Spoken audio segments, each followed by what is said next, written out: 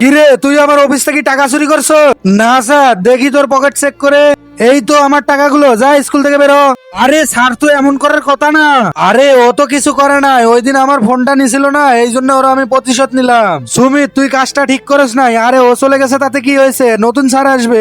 ওই তোরা কথা বন্ধ করে তাড়াতাড়ি বই বের কর। কিরে সুমিতের বাচ্চা, তুই ক্লাসে ঘুমাইতেছস? না স্যার। দাঁড়া, তোরে তো খাইছি, এই নে আরে সুমিত, তোর শরীরটা ঠিক আছে তো? হ্যাঁ স্যার। ওই সিকু, পরীক্ষার ফি দে। আনি নাই স্যার। কেন আনস নাই? এটা কি তোর বাপের স্কুল, ফকিন্নির বাচ্চা? স্যার, আমি পরীক্ষার ফিস আনি নাই। কোনো সমস্যা নাই সিকু। আরে আমার টাকা।